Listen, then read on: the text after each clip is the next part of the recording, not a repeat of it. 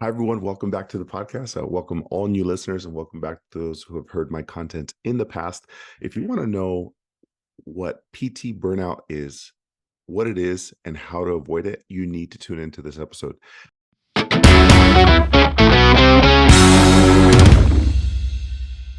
Before I go on to the podcast, what is new? What is greater in life? What is better? I just had a belated birthday celebration, so that was great. Hung out with my fam and close friends, so it was great to hang out with everybody and just enjoy life. So it's been great. I am now 41 years old and another fantastic year on this planet. So I'm very, very grateful to be able to be here with you guys and celebrate these things, but then also with my family and my staff and my team. So it's just a good year of reflection. What is happening with my fitness? I am back to 7 days. I'm very consistent at the moment, so I'm appreciating that. Somebody asked me what my resting heart rate was recently, and I just hit a 48.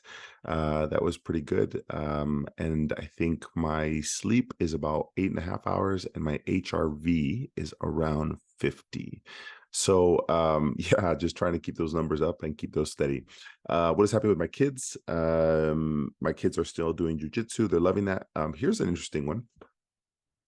As I take my kids to school now, I like to take them every day and I walk them to school. And they are hesitant to hold my hand walking into class. And I think it's because their friends see their dad is walking with them, and I think they're a little embarrassed. So that's that is the new era that I'm running into. So that's fun. My son Jacob's doing awesome. He's wanting to get into jujitsu, but I think he has a couple more months before he can go in. So yeah, that's what's happening with life. All right, on to this podcast. Why are we talking about PT burnout? This is a concept that I've had a lot of discussions with both people online, personal mentor calls, and then also just dialogue amongst different people. And it's not just in the PT profession. I've had it with people who that within whatever profession they're in. And because of that, I wanted to have this discussion. There's a lot of people out there who are struggling with this. Maybe you don't outwardly display it, but you've thought about it. You're like, what am I doing? Why am I doing this? Is this going to be forever? And let's have that conversation. It's a tough conversation for a lot of people to have outright, but I think it's important for you to acknowledge what are the steps that get people to PT burnout, and if avoidable, what would that look like? And if you're already at that threshold, what is that you can do to mitigate it and get out of the hole and put yourself in a better position so that you're thriving at work and not just surviving? And some of you might feel that way depending on how many years you've been out. So I'm going to break this apart by the number of years you've been practicing or will be practicing, and what will hit you at those time points and why. And you can make a decision on why or how it you will be able to avoid this based on your own personal, like your goals and your personal reasons for being in the profession. So let's get this started. So PT burnout. Let me describe for those of you who maybe you've been practicing for 20 years and maybe you've never even heard of it. Maybe you are a student or a new grad and you're now hearing this for the first time, or you've heard it a couple times, but you're quite not sure of what it is. So PT burnout is really quite simple. It's this concept that as a profession, as a professional, you hit a point where you feel like you're doing more than you enjoy. You're doing more things. You're doing things that maybe you didn't foresee. Maybe you're treating patients or athletes that you didn't want to see, or they're unmotivated, or you're not getting the results you are. So there's two different ones. There's an internal drive and an external drive. So the external drive is maybe you're in a setting that you don't enjoy. Maybe you're working with peers you don't enjoy. Maybe you're working with a mentor you don't enjoy. Maybe you're treating the patients you don't enjoy. Those are external things. And then there's internal. You thought you'd be further in your profession. You thought that you would be happier at work. You thought that you'd be doing something completely different, and you're not. So there's two different parts to this. And the external definitely influences the internal. And wherever you are, you're going to have a deep understanding of this and figure out what it is that you want to do, because burnout happens for many reasons and you'll find yourself along that spectrum. But PT burnout happens when you're essentially doing things that you didn't forecast and your expectations are now changed. And you're considering, is this a profession for me? Is this a setting for me? Am I going to do this my whole life? And now you're facing this hard reality. And it's a tough situation to be in. And have I faced this in my career? I'll be honest, no. But I have mentored a lot of physical therapists who have been close to this point, but also who are at that point, and we've been able to help them get out of it. So I've never hit this point because I think there's a lot of layers. I'm passionate about what I do. I love it no matter what. But I've also been in the settings that I've always wanted to. And it's not because, I don't want to use, the word hustle. You hustle hard and you get to the point where you want to be. That's not what it's about. I think that your approach and your attitude is a big deal to this too, and what is it that you want, and you kind of have to figure that out along your journey. I've been very fortunate to be mentored by incredible clinicians, and that's really set the environment. I worked in settings that were like my dream settings. I worked in the Olympic Training Center, did a residency. I worked pro sports. I work in a high performance center. I work at I own sports performance, and I work with a team that I really enjoy being around. So there's just a lot of things that I enjoy, and I created those settings. I've been in those settings and the people around me, which makes it easier for me then to enjoy the role. For those who have had different opportunities or different circumstances, you find yourself in this position now. And the physical therapists that I've mentored, they've been in different situations like yourself, where maybe the spouse or you wanted to live in a certain area, and your job, the only job you can get was the one you have, or you thought this job was going to be fantastic and it's not. There's several reasons why people hit it. And there's different time points. Typically, people hit it, the PT burnout, at year 3, year 5, year 8, and year 10. And this is just off of probably over a decade of mentoring physical therapists. I've just seen the trend. And it comes down to you really don't hit it in your first 3 years. And let me explain the journey on what happens here. In the first 3 years of clinical practice, you are super motivated, right? It's the reason why you got into PT school, the reason why you went to PT school, the reason why you want to be a physical therapist. That's what drives you, right? You're like, I had a good physical therapist. I tore my ACL. I did this. I had a really good person who helped me with this. So you now want to do that for other people. So you start with that attitude, and then your first 3 years, you're like, oh, you're grinding, right? You're like taking CEU courses, you're passionate, you're like overdoing your notes, you show up early, you close out late, and then you're like hoping to be rewarded internally and externally, and your patients you're not getting the outcomes. It's just not showing for all the effort that you're giving. And that's so frustrating. And then as a new grad, you're like, okay, well, if I just keep going, if I just keep grinding, if I just keep doing these notes, if I just keep giving the same home exercise program, and I keep being nice, these people are going to listen to me, and it's finally going to change things. And finally, you're at year 3, you're like, I'm tired. I'm exhausted. Your personal life has changed. The people around you have changed. Your peers, they don't even work hard. They don't work hard like you. They lost all the motivation. Your environment has changed. You're like, why am I even going to work with these people? They don't want it. They're not like me. They don't do the same things as me. I don't have good patients on my schedule. They're not compliant. And for that reason, I'm not getting good outcomes. So I must be a crappy therapist.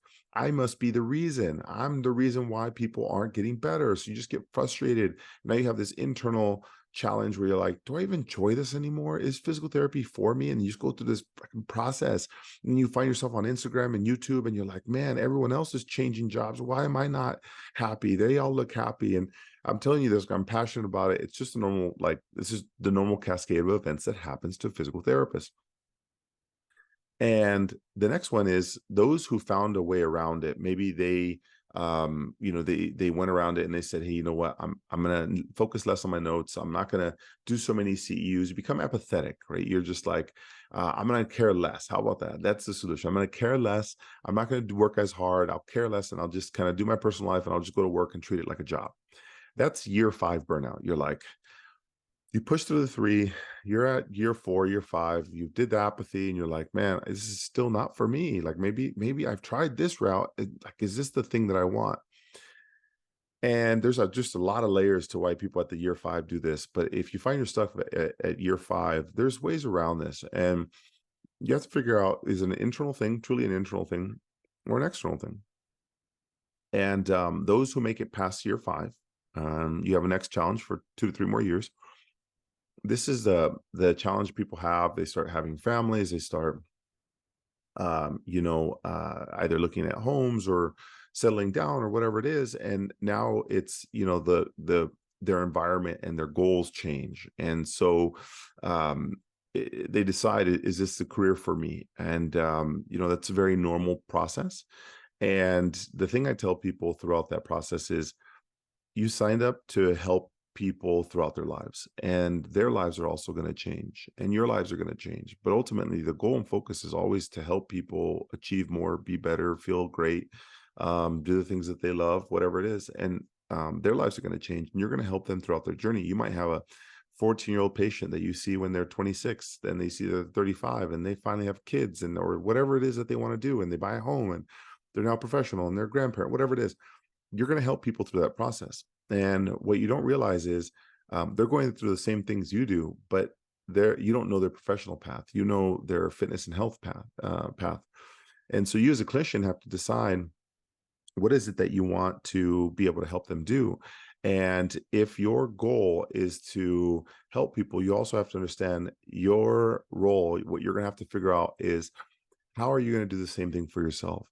You're great at helping people, but it becomes very challenging. How do I help? How do you help yourself? And the real reality to that is, it's easy when you can see somebody else's picture, but you're so focused in on everything that you do. It's very hard for you to feel like, what is my next step? What do I need to do? What should I do? And maybe you talk to your spouse who is too close to you inside your environment. They can't see it either, and always going to say whatever makes you happy. And then you talk to your peers, and like, they don't have a perspective because they're like, I'm not your mentor. I don't know what to do. Like, you do your own. And so you get this lost feeling where you're like, what do I do? What is my next step? And so you keep searching, right? Maybe take a CU course, maybe that you think that's going to be a temporary band-aid, and that doesn't work. And then you maybe start looking at other jobs. And there's a saying, like, wherever you go, there you are.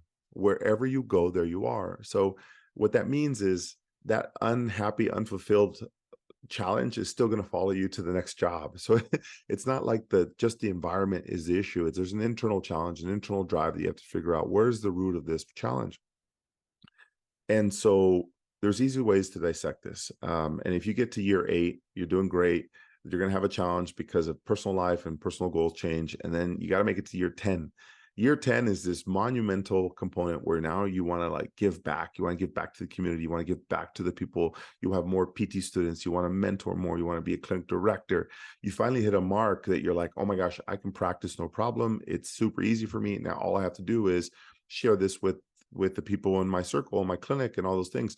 But you have to get there, and it is quite the journey to get there. I've been practicing 15 years now, 15. So I've hit my milestones and different markers. But I love everything about what I've done, and I'll be honest with you, there's rules of 4 that I tell people. Years 0 to 4, you're just barely learning everything. 4 to 8, you're integrating into creating your own systems and frameworks. And then 8 to 12 is kind of your mastery point, where you can kind of do it with your eyes closed. And year 12 is like the year of giving back and really doing these things. So year 10 to 12, you can start to doing those things, but you have to make it there. And most people start to question 3, 5, 8, and 10. Now, where are you stuck? Right? You're listening to this, maybe you're a PT student. Good for you. You're ahead of the game now. Now you understand your pathway. Year 3, you're hitting where everybody else is. Probably 80% of people who are hitting year 3, they're starting to think this. Year 5, man, you're the 20%er. You've got through it. Year 8 and 10, you're doing a great job. But I want to share a couple tips that I can give you. If you know the journey and you find yourself in that, the question becomes, what do you do? So I have a couple notes here. Let me start you off with a simple equation.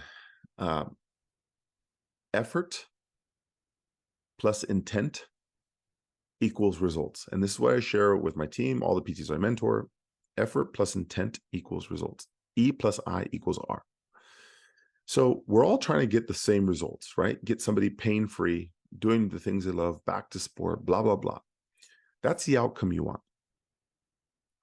And then there's effort. You're like, man, I'm giving all of my effort. I'm doing everything that I currently know, and I'm not getting the results. So where's the gap?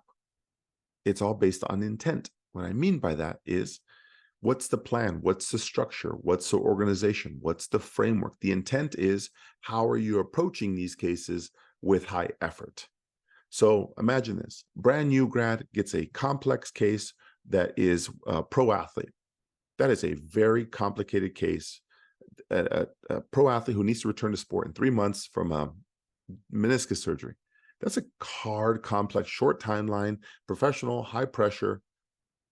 Now, the new grad can give high effort all day, every day.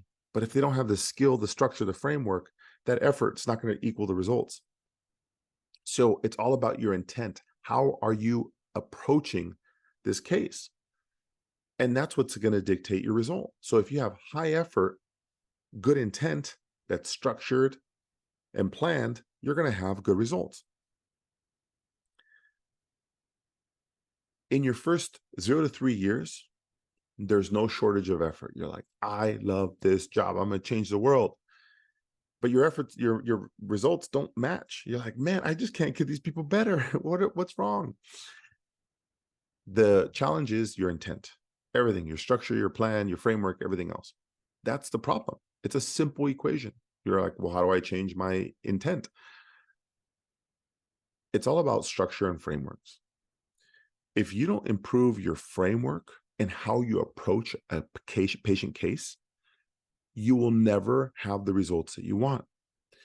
Now, I'm biased. I have a disdain for CEU courses that are skill-based only, meaning I'm going to learn how to mobilize. I'm going to learn how to tape. Those are skills. They don't help your framework on how you're going to approach somebody, meaning, what is the initial evaluation? What's the framework? What's the first 10 minutes? What's the second 20 minutes? What's the third? How are you going to frame your objective testing? How are you going to get all that done inside 3 minutes? Which ones would you do first? How are you going to organize it? Which exercise you're going to do? What are your parameters on that? How are you going to put this down into a framework so that that patient's set up for success? What's the roadmap? How many weeks? What percent improvement would you expect? That is a planned approach on how you would get an athlete or a patient better within a given timeline, instead of I'm going to take a course on knee pain so I can manage this knee pain. But it doesn't change the way you approach a case. It just changes the exercise that you give or the one manual technique. That doesn't improve your intent. It doesn't improve how you're going to structure a patient case. If you rely on CEUs that just work on skill, but it doesn't change your approach, you're going to go in circles with your intent, meaning no matter how much effort you give, your outcomes are going to be the same, if not slightly improved. That's the 0 to 3 problem. 0 to 3 year problem is you take all these courses on skill-based approaches. Well, no wonder why your outcomes are limited, is because it's hard to put it together. It's like teaching a chef, right? Like somebody who's learning how to cook, right? You don't teach them how to CEU courses right now. The equivalent would be, let me show you, this is salt. This type of salt is great. This type of pepper goes here. This chicken is how you would, this type of chicken is the one you would use for this meal. This steak, this is how you cook it. And in the end, you're like, well, how do I put together a meal? Oh, I don't know about that. I'm just telling you, here's the spices and here's the ingredients and here's the meats you would put it on. That's the equivalent of CEU courses. Versus, listen, if you work in a high upscale restaurant, this is the menu you're going to do. And in this menu, these are the plates that you're going to do. And based on these plates, here's all the ingredients you need. Here's all the meats. You're going to serve this at 20 minutes. You're going to input this, take this out, now serve it, and you're going to repeat.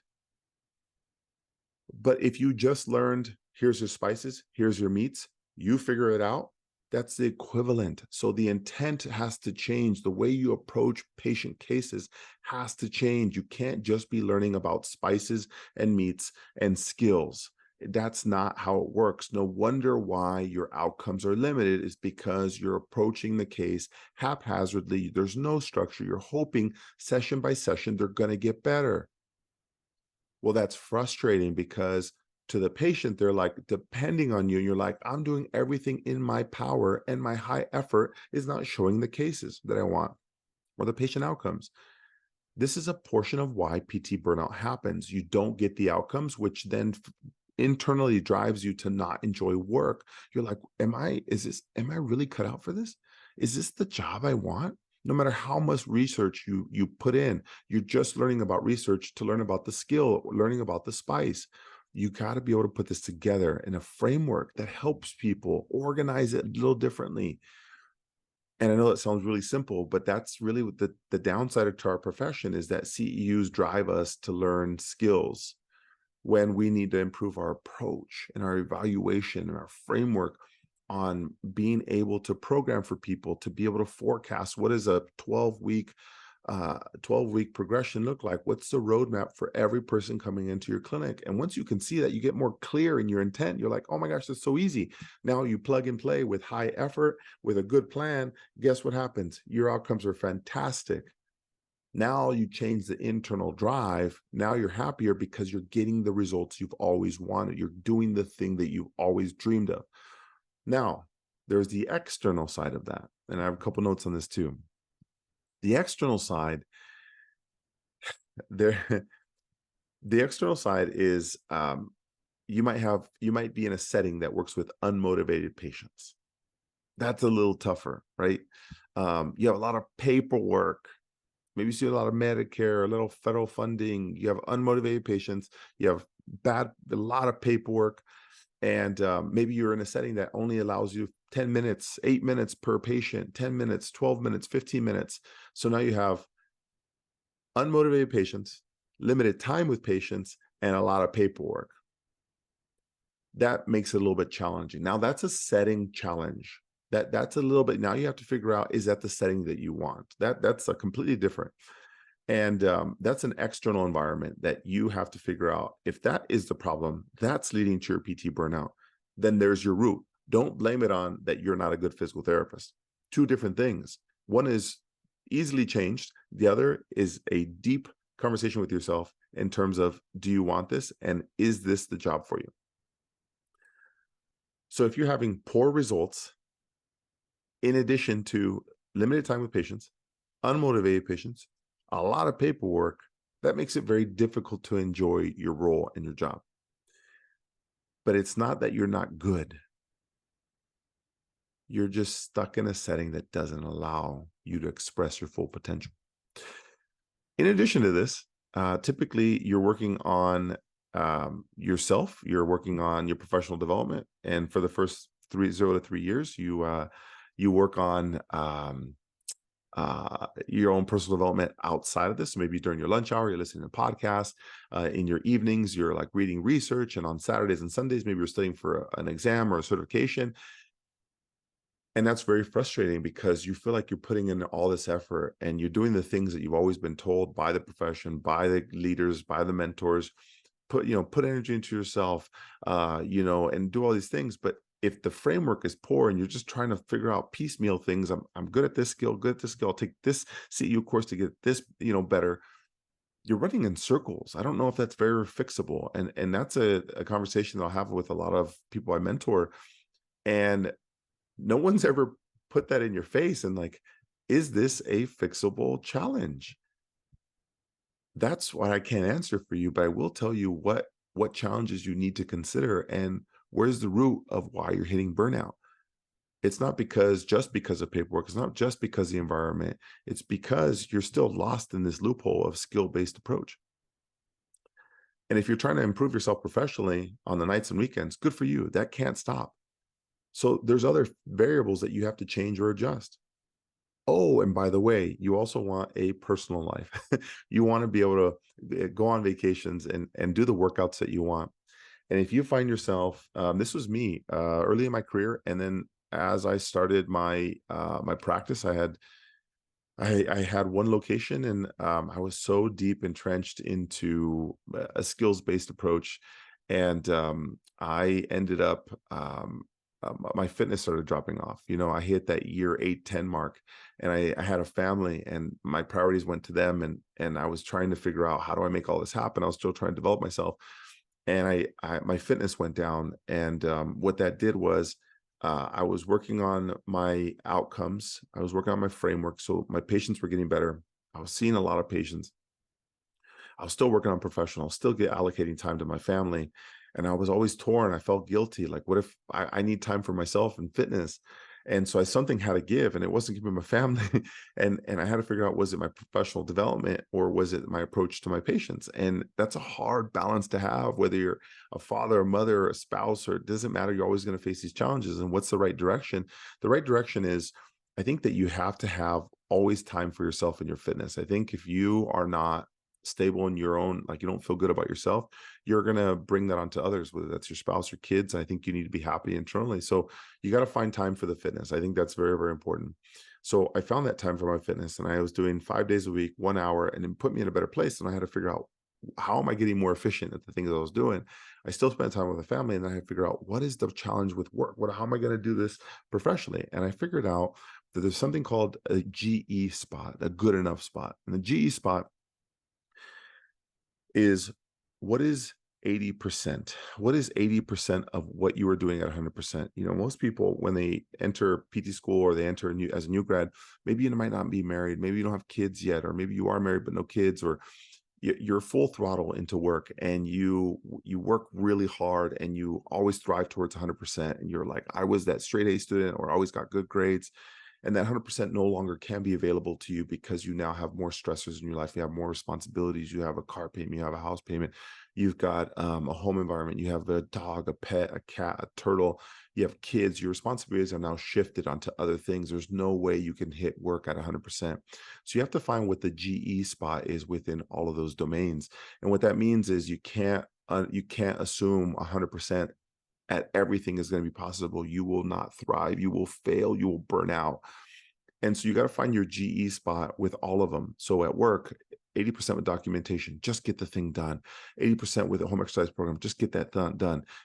Professional development, just 80% done. Walking the dog, it doesn't have to be perfect. Just get it done. Your fitness, just get it done. Just get enough done. So that way, at the end of the week, you're like, I accomplished a lot. And it's not ideal, but it got done. And when you do that across 52 weeks, you can look back and be like, oh my gosh, that's fantastic. Before, you were just doing work, work, work.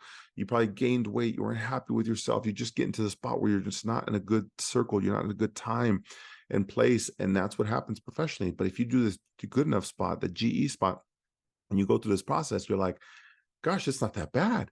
I'm actually doing more. And then what you start doing is, you start taking on more projects, and then you start getting more efficient. You're like 80% at this, 80% at this. I just do enough to get things done. And if your employer has a hard time with that, I would argue that I have employees and staff who are probably on this podcast. I'm okay with that, because what it allows us to do is move at a faster rate. We can help people. We can expedite outcomes. The patients you see don't expect 100%. They just want enough. They want, layman's terms, what is enough for me to get to that next spot?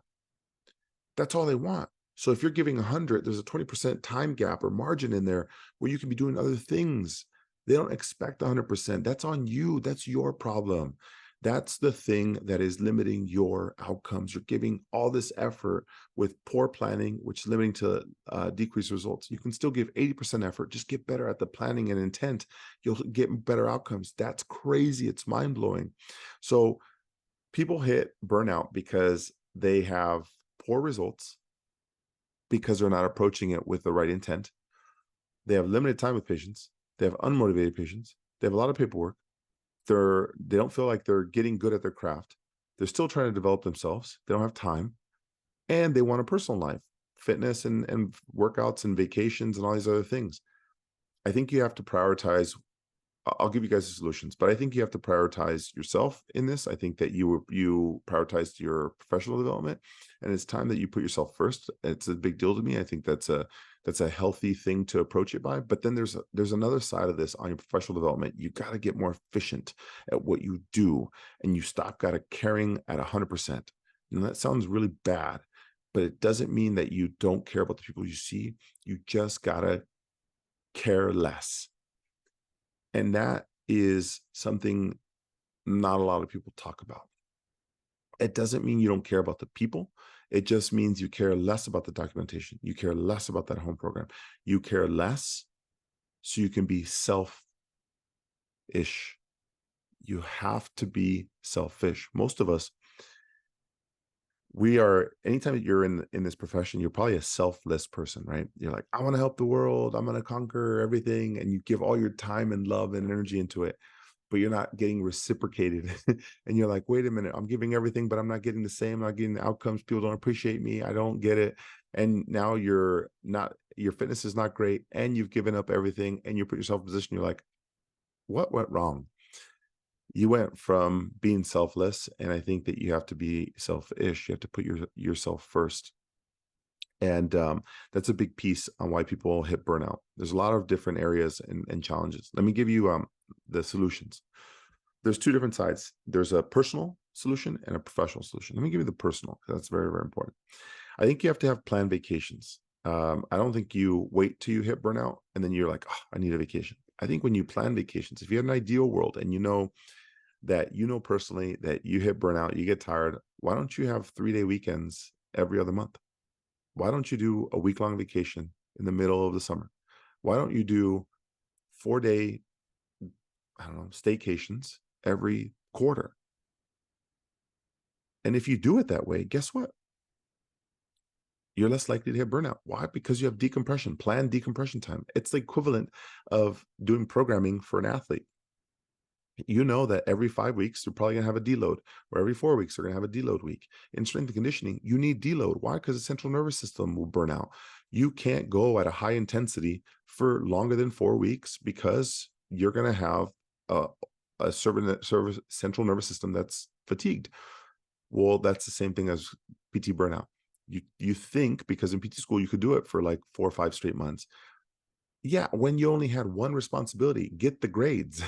Now you got notes, documentation, you've got people management, stress, vacations, kids, uh, anything that outside of just getting the grade. And so when you added all those elements, that worked for a while. It just won't work anymore.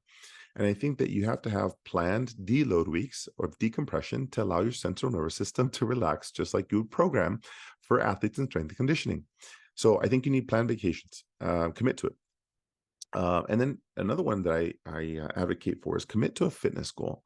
When's the last time you competed in anything, right? A 5K, a marathon, a weightlifting competition, a local fitness competition, a 5K walk, a mountain climb, whatever it is.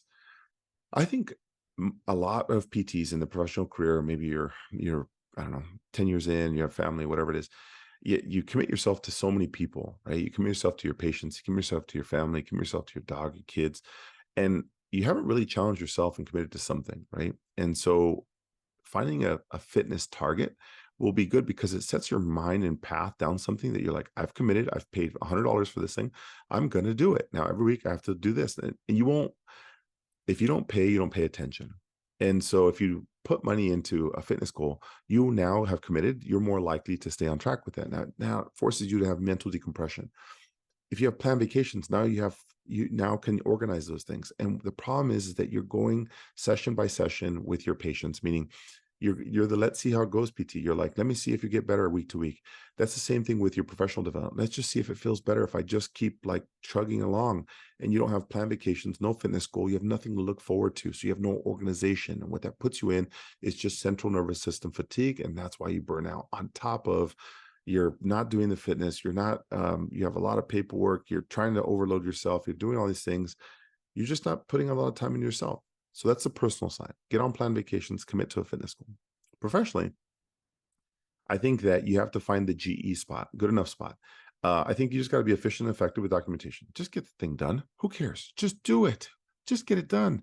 You're the type A PT school version of you just doesn't exist. That's the equivalent of saying like, oh, well, back in high school, I scored 3 touchdowns. Or back in high school, I had a 40-point basketball game. That was high school. You are no longer in high school. Why are you still talking about that?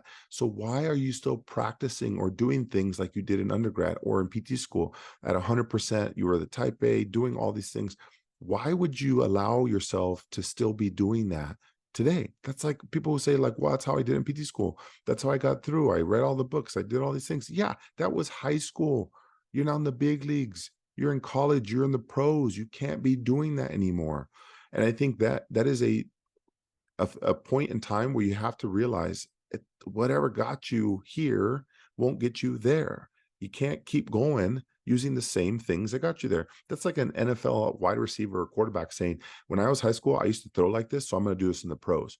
No, there's faster people coming at you. They're bigger, they're heavier, they're smarter. Why would you do it? So you adapt with your environment. You adapt to the league that you're in. If you're in AAA baseball, you're now in the pros. You better believe you're adapting your swing and your pitch to the new speed and the new intensity. So if you're in a new environment, you work in pros, you work high level, you better adapt, and you better adapt fast. You cannot use what you were doing in high school or in college. Not possible.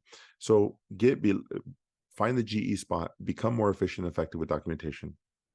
I think you need to find somebody to guide you through the years. If you don't know what the roadmap is, you keep asking your partner or peers, no one will know. You need somebody who's done it before. I love doing this stuff. I've done it for probably the last decade. I know what's going to hit PTs. I love doing this stuff. If you don't have somebody who knows what that forecast is, and doesn't mean they have been practicing that long, it just means, are they in the mentoring business? Are they in the mentoring field?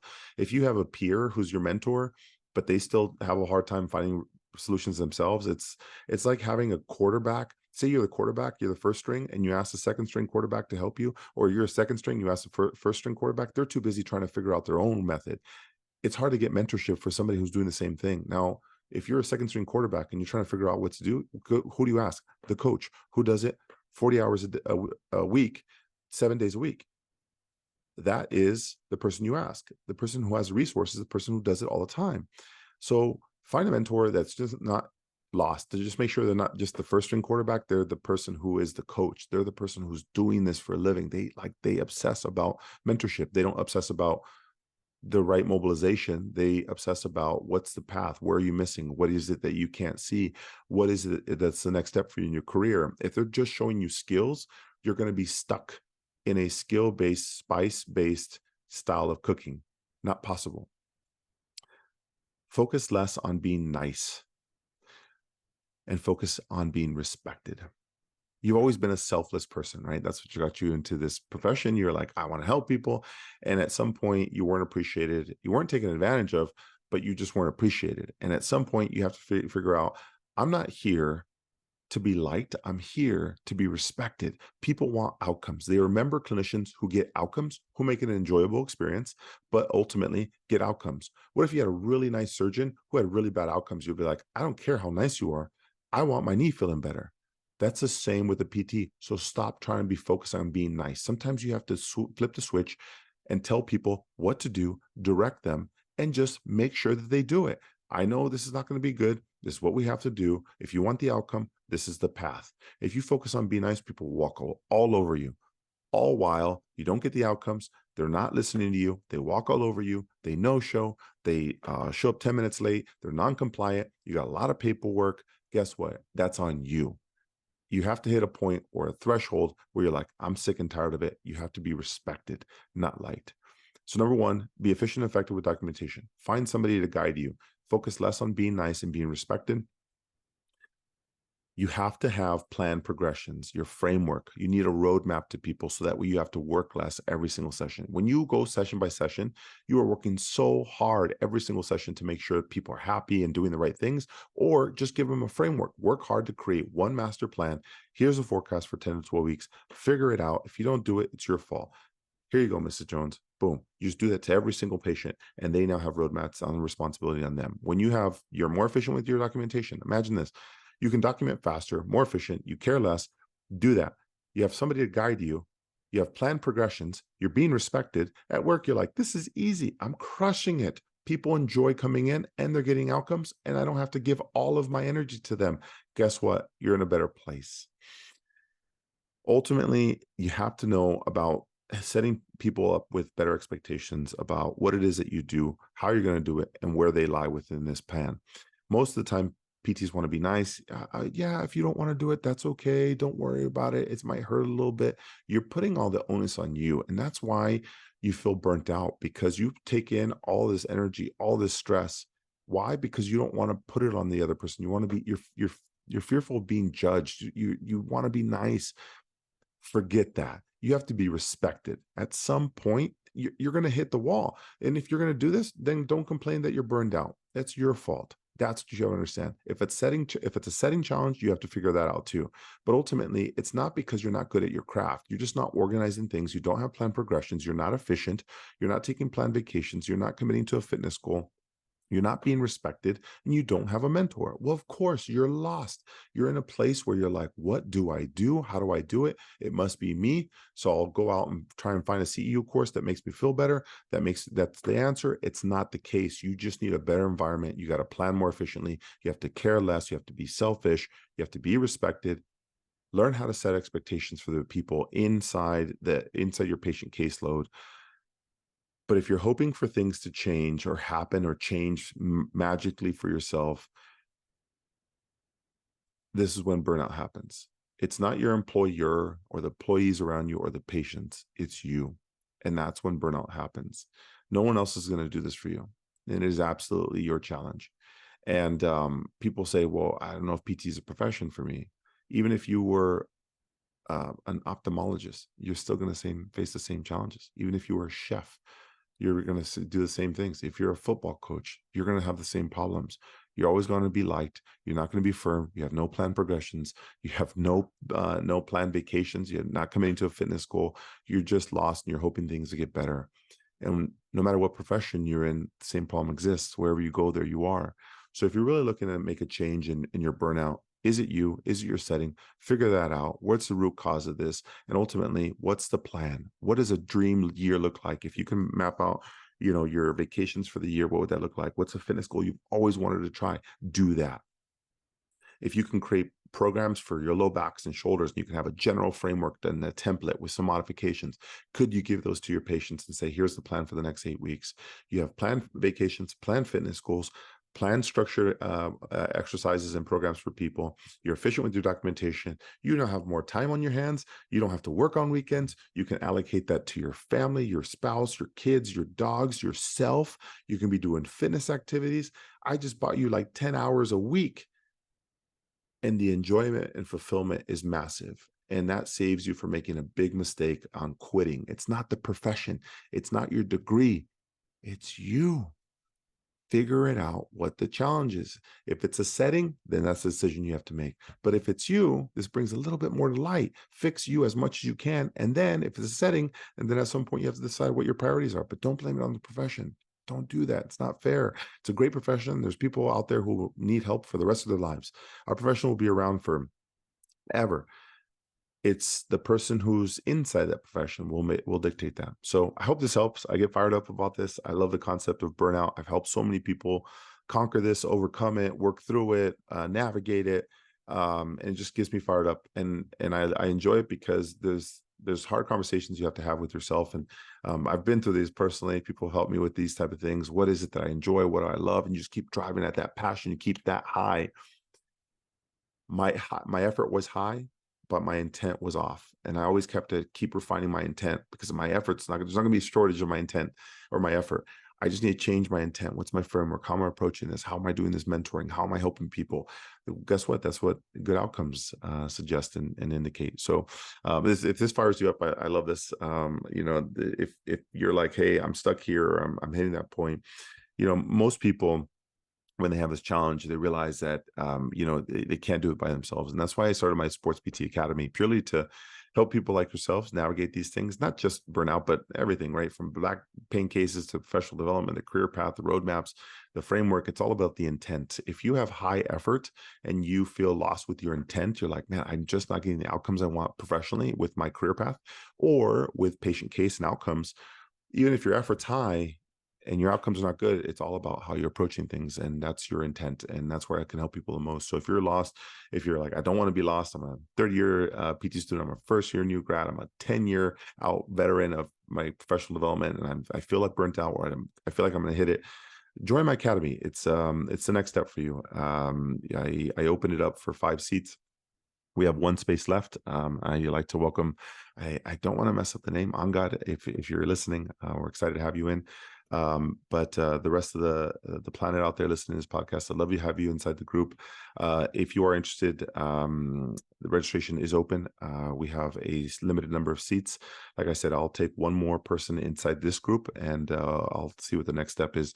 But ultimately, we meet once a month, and this is your time. Bring your biggest questions, your biggest challenges, figure it out. It's all virtual, and it's in a group setting, and it allows you to figure out, gosh, there's a lot of people like me. They're all struggling with the same things, and we all have the same challenges.